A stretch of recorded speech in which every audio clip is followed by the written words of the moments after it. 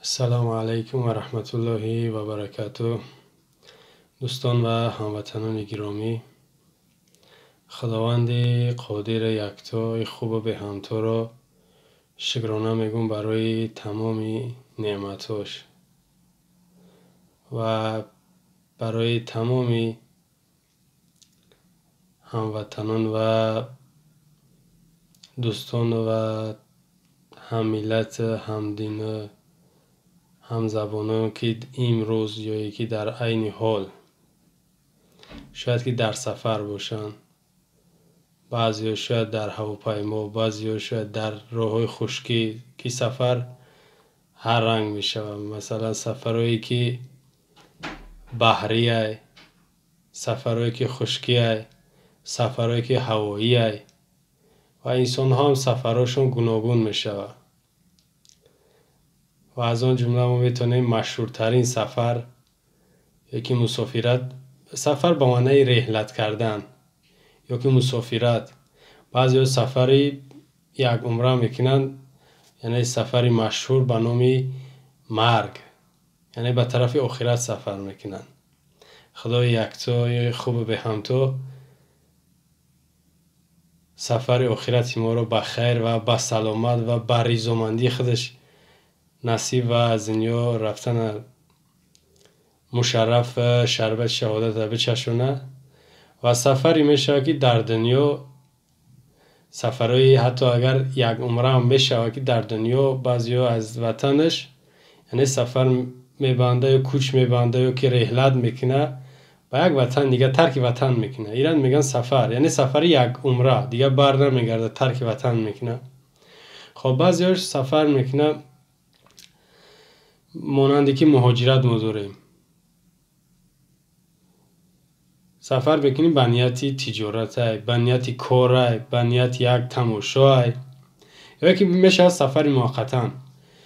مانندی مشهورترین بگیم مثال یا که مشهورترین برای شما فهمو شوه مثال بیارم، به طرف قزاقستان گرانیسه میرین، به طرف قرقیزستان گرانیسه میرین، بلاروس هر جایی که گرانیسه میگذارین کو سرحد، این هم سفر موقتی ای. ایران سفر میگن سفر موقتی ای. یک بزرگای ما شما یک گپ خوب دارن که میگن که دعای 3 نفر در نزد خداوند قبول میشوه. یکتش پدر مادر ای، دویمش شخصی که روزدار ای، سومش امو سفر میکردگی یا که مسافر. در این ساعت و در این وقت که بسیاری در سفر شاید باشین و حتی بعدها یا که سفر کردگین میدونم که اهلی بگیم اسلام، ایمان، طاعت، عبادت که داشته باشین حتما در فکر دعا و مثال خدا و رسول میشین و در دعاتون هم مرا فراموش نکنین. وقتی که سفر دا باشین دعای مسافر قبول ای. خب یک سفر میشه با سفرهای داخلی هم است. در داخل کشور هم بعضی شاید سفر کرده باشین، یک محله به یک محله، یک شهر به یک شهر، ایران سفر ای. میشه سفر خارجی که اوزی گفتیم، ایران سفر خارجی میگن. ای تاجیکستان بیرون شدن یعنی وطن ما و شما، وقتی بیرون میشه این میشه سفری به خارجه، یعنی سفری خارجی، سفری داخلی و خارجی. ما میتونیم یک مثال بیارم که برای همه بگم که بسیارتر فهمو شوه منظور گپم. درخت یاسمنبرک کیه؟ امام علی. یک مثل یا یک جمله مشهور داریم که درخت یاسمنبرک میگیم که وقتی کودکی میبینی که کلانو در درختای کلان میبراین تورش چیکار میکنیم؟ بعد همون درختایی که میدکه یاسمنبرک میدای همون دا میبرای. انا برای شخصا بنده مثال آوردن تأخیر همه کاری آسانه همی امام علی ای همه دا برای ما بسیارتر مثال بیارم. گفتنی ها و هر یک مسئله و هر یک مشکل پرابلم را با ای در پیش روی شما بیارم که در ذهن شما بشینه. همین درخت یاسمنبرک یعنی ابلیس امام علی ای. این هم سفر میکنه. انا که سفرهای گفتیم که برای تجارت، برای کسب کار، برای تماشا و برای زندگی و دیگر سفرها باشه. سفر امام علی میشه سفر خارجش هم فقط از مثال بیارم که در ذهن شما خوبتر بشینه یا اینکه خشوتر بفهمین. سفر داره، سفر رسمی داره و خارجه میبره و هر دولتی که فرق نداره بره. با داره سفر غیر دولتی یعنی غیر رسمی داره، یعنی سفر آشکار داره، سفر پنهانی داره. سفر پنهانی داره. آشکارش خیلی تا 4 سال پیش سفرش آشکار بود، یعنی پیش از سفر کردنش تمامی رادیو و تلویزیون هم را اعلان میکردن که جناب عالی امام علی هفته یا که فلان تاریخ ده سفر میکنه به طرف امریکا باشه، استرالیا باشه، ایتالیا باشه، روسیه باشه. در وقتهای اخیر دیدستین که سفرش رکلام نمیشه. اگر سفر رسمی ای با یک دولت به یک دولت رفتنه، پیش از که این میروه الکی او دولتی که ای را قبول میکنه یا ای اوجا مهمونی میروه و به خبرن و تامین امنیت شه میگیم که به عهده گرفتگیان، کفالت دادگیشن ای بعد میروه. یگون دولت جنگ زده نمیروه که ای جوگایی بروه یا که خبر نکنه چی کاره.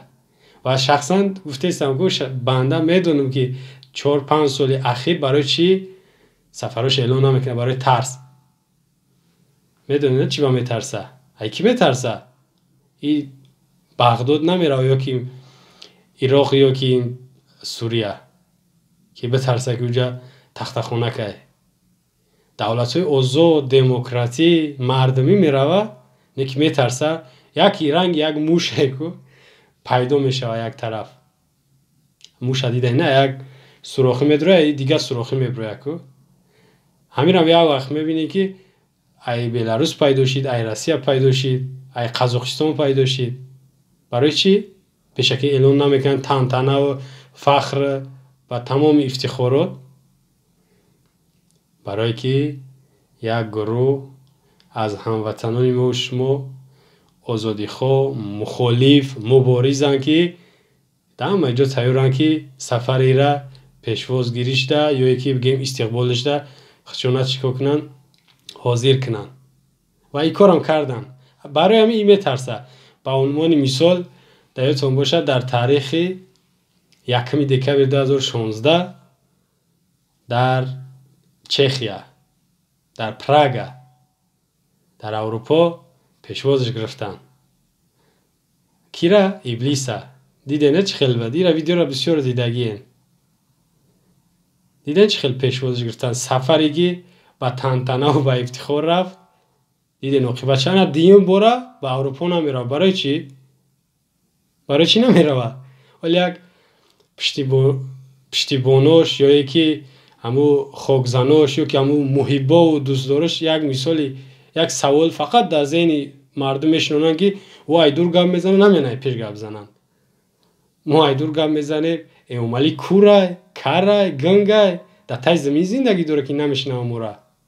اگر میشنوه یا که میبینه و خواب میکنه میترسه گپ نمیزنه که ایزو میکشه.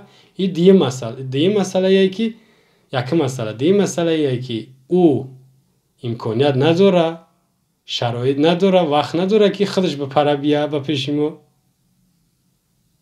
سوالی که جواب ندارن و شما ایمان ندارین، مسلمان انسان بگیم که وجدان هیچ رحم هم ندارین.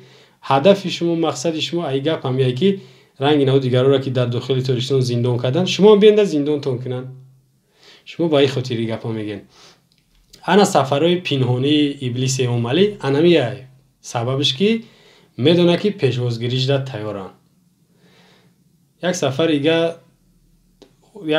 یک مو پیش دو مو پیش داشت. ایشان پنهانی بود. اگرچه رسانه های روسیه او را اعلان کردن که 17 اپریل 2019 پرزیدنت تاجیکستان به روسیه میه. تاجیکستان که گپا اعلان نکرده ایجا. گویا که نمیروه برای ترسش. خب نگاه کنین 17 تاریخی بگیم رسمیش که باید میرفت به روسیه. نکی چندم رفت؟ پیگیری کردین؟ اگر نکردین بدروین بینین. در 16 چسلا تاریخ 16 اپریل 1 روز پیش رفت. ایتو در 1 روز پیش رفتگیش حرکت سیاسی گروه 24 جدتش داشت در آسیا و این کارم کردن. دیدین ویدیو را؟ دیدین؟ ندیده باشید در همین کانال بنده هست همون ویدیو هست، میتونید برید تماشاش کنید. و از این سفری که پیشوازش گرفتن بغیر از این شرمنده شدنش میدونید در چی بود؟ هیچ که پیشوازش نگرفت. وقتی که یک پرزیدنت به یک دولت میروه، اولین کاری که میکنن همون دولت باید پرزیدنتش به استقبال به فرودگاه را بی ایرپورت. وقتی که پرزیدنتش نتونست یا که نفوریدش، حتما سروزیر دوره، یعنی معاون اول. خیلی او نتونست بگذار سروزیرش نیومد، وزیر خارجه دوره دیگه، بعد یو دیگه وزیرش خیلی دیده که سفرش در کی اومد پیشش. سفری یک با گفتی خودش نمیدونم به نیتی طلبیدنی رفت، به نیت یگان مسئله دیپلماتی خودش رفت، برای چیکاری رفت نرفت، شرمنده و بی آبرو سب سرخ برگشت. بغیر از این ویدیویی که نشر شد در رسانه‌ها دیدین که چه خیل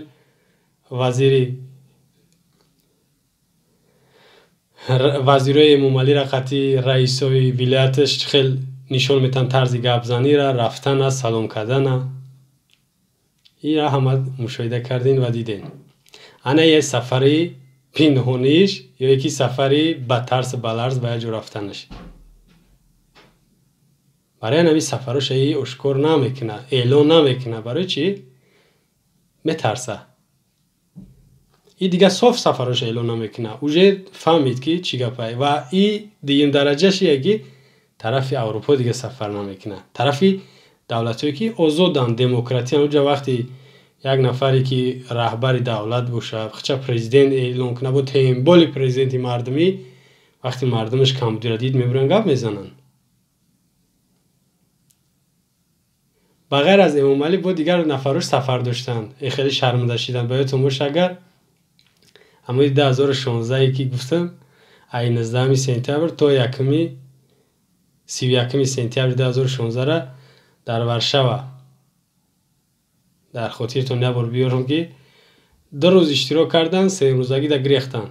زیاده از 40 نفر در نشست ساحه چیکار کردن؟ ترک کردن. سحرکی جای شما مخالفا را در آوردین، ما اینجا گپ نمیزنیم، ما گپ نداریم. و بغیر از او چندین بار اشتراک کردن مخالفا در سفرهای یا در طرفای بگیم اروپا. از اون جمله یک هفته پیش بود در ژنو، در استرالیا، بخشش در شویتزاریا نماینده‌های حکومت، معاونای وزیر، از اون جمله رنگی موشه یوسف رحمان، دیدین چی طریقت نمیدونه چی بگه، جواب نداره به یگون سوال. شرمنده شدن. انا خیلی سفراشونه. اینا یک روز پیش اینا برادرها با اومدن در یک نشستی دیگه برآمد کردن در استرالیا، بله، در استرالیا برآمدن و برآمد کردن. حکومت هم هست، این نماینده حکومت هم هست، یکی نمیتونن گپ زد.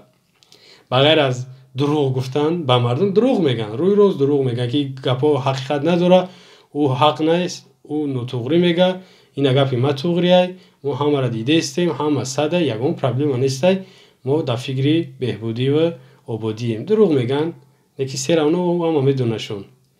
پروسته یا ایزونا میکشن. همین حکومت تاجیکستان تری سخت میسوزنده، دروناشون سخت میسوزه، سختشون میرزه، بدبختا رو نکی امکان ندارن که همی بگیرن با پراننده. نمی امکان در همینجا ندارن. اگرچه کردن کاره، اگرچه در ترکیه کردن کاره، در روسیه کردن، نکی این خیلی در تاجیکستان میکنن، این امکان ندارن. اگر نمیدونن که نفری که این خیلی کنه به طرف یه حکومتی او چلی کمی برن که تو میدونی بس این که رای طریقه دی.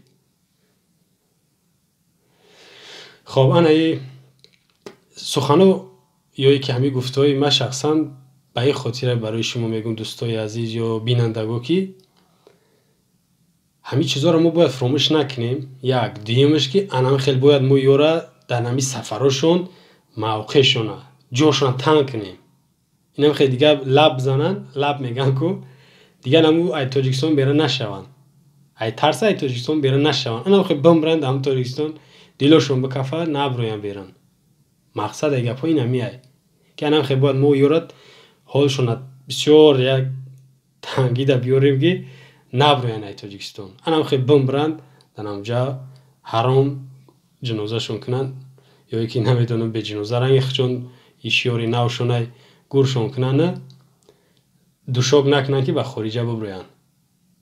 انا یه منظور ای گپو که هوایی گپ نمیزنیم. اینه خیلی روسیه و شرمنده بیناموس به اور کثیف بدبختن که اینه سفراشونه در تاجیکستان در تلویزیون رکلام نمیکنن برای شرمنده شدگیان. در جایی که یک از در پیش پشون گل پرتوف او را در صورت میگیرن رکلام میکنن که ببینید در پیش پای مو گل پرتوفتن قطیمو قچو گرفتن سلام کن مچک ممکن.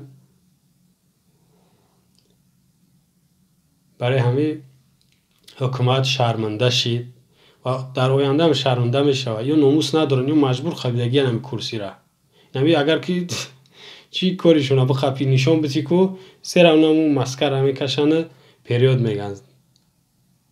برای آدم کشورا باید که انم خیلی در همه جو موقعشون تنگ کنیم، حالشون به تنگ بیاریم که نمی دیگه داد بزنن خدشون بخرن خدشون نابود کنن. این بود یک صحبتی کوتاه درباره سفر یا یکی شرمنده شدن حکومت و این رژیمی امروزه یا یکی خودکامه هایی که امروز مجبور نیتی رفتن ندارن یگان تا به امید نشین که عملی یا استعفا میته یا یکی یک روز ای مردم بخشش میپرسه به این امید نیستین. پالی امیدتون بکنین، شکرانه ای را نکنین، شکرانه خدا را کنین و ای خدای یکتا غیرت، شجاعت، ننگ، ناموس و در عموم یا یکی در درجه یکم انسانیت طلب کنین که خدای یکتا ما شما را انسانی ایراستی بگردونه. بعضی رنگ حیوانن، بعضی انسان نیستن مانند عملی. برای همین ظالما را ما و شما باید که هر چیز زودتر یک دقیقه خب کردن خیانت ای به خودمون، به زندگیمون، به آیندهمون خیانت کردیم. خیانت گناه کلانه خیلی که خائنا چون یک آدم خوب نشان دادن خیانتاشون نپوشانده ما باید رنگ یا نشیم، ما باید یا عبرت بگیریم و کاری کنیم که خیانت‌ها را قطعی بگیم اولاد و اجدادشون به این خیانت‌های کردگیشون در پیش قانون جواب بگن و به جزای سنگین که حتی با مردن راضی باشن یکی نمیبرن یا که ما سر نمیکنیم دیل ما بگیم که تر نمیشه. انشاءالله با در صحبت‌های آینده در موضوع‌ها یا یکی در برآمدهای دیگر در اطراف این موضوع‌ها یا یکی موضوع‌های بعدی با شما هستیم، صحبت میکنیم. در پناه خدا باشین و هر یک نفری که یگان پیشنهاد داره یگان نوارای صورت داره میتونه که به صحیفه بنده در فیسبوک، در اینستاگرام زید بابایوف یعنی بنده هستم. حتما ما به سوال شما جواب میگم. اگر وقت شید نفرایی که امامالی را دوست میدارین تنقید تأخیر دشمون میکنین بفایده ننویسین. برای ما شما آدم نیستین، ای ملتی من نیستین، شما مسلمان برای بنده نیستین، من شما را هیچ حساب نمیکنم. خب دوستای عزیز، هموطنای گرامی، خدای یکتا خوب به همتای ما و شما را نگهبان باشه و ما و شما را در زودترین فرصت پیروزی را نصیب بگردونه. السلام علیکم و رحمت الله و برکاته.